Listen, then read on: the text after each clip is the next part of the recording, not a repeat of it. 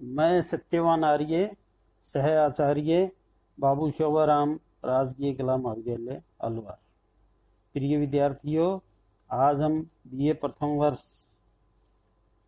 का जो पाठ्यक्रम है आदिकाल एवं भक्तिकाल, उसके आदिकाल या वीर गाथा काल के साहित्य की जो विविध प्रवृत्तियां यानी जो विशेषताएं हैं उनके विषय में चर्चा करेंगे।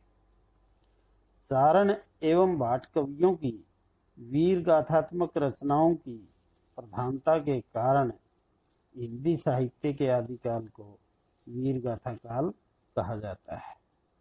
इस काल के साहित्य का प्रमुख केंद्र राजस्थान रहा है। इस राज्याश्रित युग में खुमान रासो, बीसलदेव रासो, पृथ्वीराज रासो, परमाल रासो आदि अनेक रासो ग्रंथों की रचना हुई।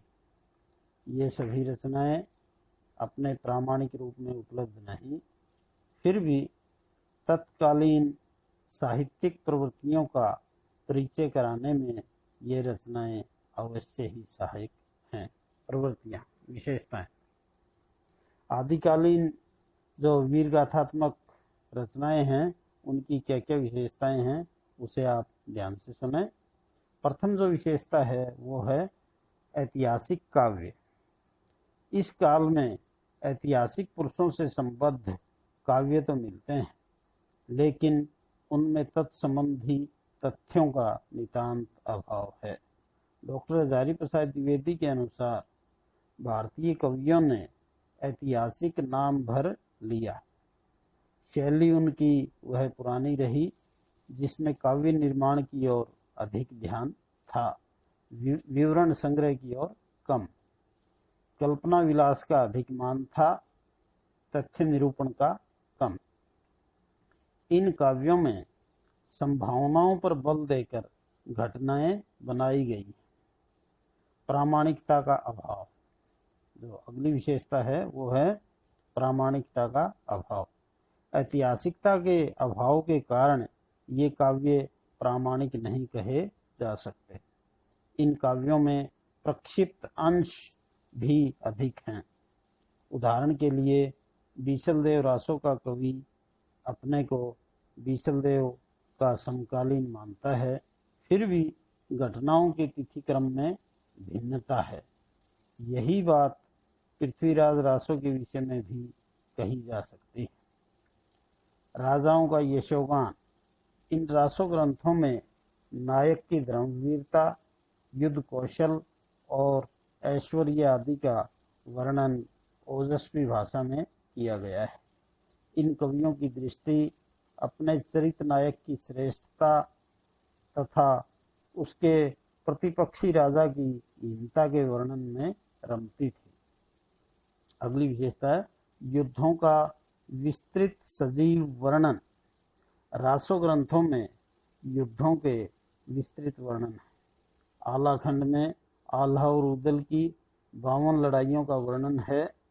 पृथ्वीराज रासो के युद्धों में पृथ्वीराज, जयचंद, गौरी आदि के युद्ध अवलोकनीय हैं।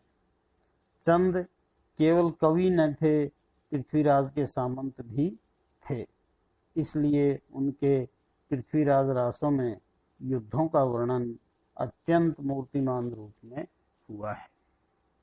केवल चंद ही नहीं, सभी चारण एवं भाट कवियों का युद्ध वर्णन अत्यंत सजीव है, क्योंकि वे केवल कलम के धनी ही नहीं थे बल्कि तलवार के भी धनी थे। साथ ही वह समय भीतरी कलह और बाह्य आक्रमणों का था, अतः अपने आश्रयदाताओं को युद्धों के लिए प्रोत्साहन देना कवियों का परम कर्तव्य था। चारण कवियों के युद्ध वर्णन अपने पूर्ववर्ती तथा पूर्ववर्ती कवियों की अपेक्षा अधिक सुंदर बन पड़े हैं। उनमें संस्कृत कवियों की भांति केवल सैन्य वैभव का ही नहीं बल्कि युद्ध समय में योद्धाओं की उमंगों, उनकी मनोदशाओं और क्रियाकलापों का भी चित्रण है। पृथ्वीराज रासों से एक उदाहरण देखिए। उठी राज पृथ्वीराज बाग लग मनोवीर नट, कढ़त तेग मन वेग लगत मनो बिज्जू झट घट। अगली विशेषता वस्तु वर्णन। चारण कवियों का ध्यान कथा विकास की ओर बहुत कम गया है। अनेक प्रकार के वर्णनों में ही उनकी रुचि लक्षित होती है। उनके ग्रंथों में रण सज्जा, युद्ध, शत्रु विजय, विवाह, नक्षिक सौंदर्य, जलकेली, आखेट और ऋतुओं के विस्तृत वर्णन मिलते हैं। कहीं कहीं परिगणन शैली को अपनाया गया है। रस। रासो काव्यों में विविध रसों के होते हुए भी वीर और श्रृंगार रस को ही प्रधानता मिली है। वीर रस का तो अपूर्व परिपाक हुआ है। उस युग में आबाल वृद्ध सभी में युद्ध के लिए अदम्य उत्साह था। बरस 18 क्षत्रिय जीवे, आगे जीवन को धिक्कार राजपूतों का आदर्श था। राजपूत जहां अपने गौरव की रक्षा के लिए अपनी वीरता का परिचय देने में नहीं चूकते थे, वहां सुंदर राजकुमारियों से विवाह करने के लिए भी उत्सुक रहते थे। वीर काव्यों में वर्णित युद्धों का कारण कोई न कोई राजकुमारी होती थी, इसलिए उनमें श्रृंगार रस का आना स्वाभाविक था। श्रृंगार के दोनों पक्षों संयोग और वियोग में से संयोग का वर्णन ही अधिक है। संयोग श्रृंगार में रूप सौंदर्य, वय संधि, नक्षिक वर्णन की सुंदर योजना है। पद्मावती की वय संधि का चित्रण पृथ्वीराज रासों में सुंदर बन पड़ा है। बीसलदेव रासों में संयोग और वियोग के उदाहरण पर्याप्त हैं। इस प्रकार चारण काव्यों में श्रृंगार और वीर रस को इकट्ठे देखकर ऐसा प्रतीत होता है मानो राजपूतों का लक्ष्य जीविते लभ्यते लक्ष्मी, मृते चापी सुरांगना हो। इन दो प्रमुख रसों के अतिरिक्त रौद्र, भयानक एवं अद्भुत रस का भी इन रचनाओं में समावेश है। भाषा। अगली जो विशेषता है वो है डिंगल एवं पिंगल। इन कवियों ने डिंगल एवं पिंगल भाषाओं में रचनाएं की। उन दिनों ये राजस्थान की साहित्यिक भाषाएं थी। इसके अतिरिक्त सट भाषा पुराणम से कुरानम के अनुसार उन पर संस्कृत, प्राकृत, अरबी, फारसी, पंजाबी और ब्रज आदि का भी प्रभाव पर्याप्त था। रासो काव्यों में भाषा की शुद्धता तथा व्याकरण विषयक व्यवस्था का अभाव है। पृथ्वीराज रासो के विषय में शुक्ल जी का मत है, भाषा की दृष्टि से यदि ग्रंथ को कसते हैं तो और भी निराश होना पड़ता है, क्योंकि वह बिल्कुल बेठिकाने हैं। उसमें व्याकरण आदि की कोई व्यवस्था नहीं। शब्दों में अनुस्वारांत शब्दों की ऐसी भरमार है जैसे किसी ने संस्कृत प्राकृत शब्दों की नकल की हो। छंद वैविध्य। अगली जो विशेषता है विविध छंद। छंदों का जितना विविध मुखी प्रयोग इस साहित्य में हुआ, उतना इससे पूर्ववर्ती साहित्य में नहीं। दोहा, तोटक, तोमर, गाथा, पधरी, आर्या, रोला, छप्पे आदि छंदों की भरमार है। डॉक्टर नामवर सिंह के शब्दों में वस्तुतः हिंदी में चंद को छंदों का राजा कहा जा सकता है। भाव भंगिमा के साथ साथ दनादन भाषा नए छंदों में गति धारण करती चलती है।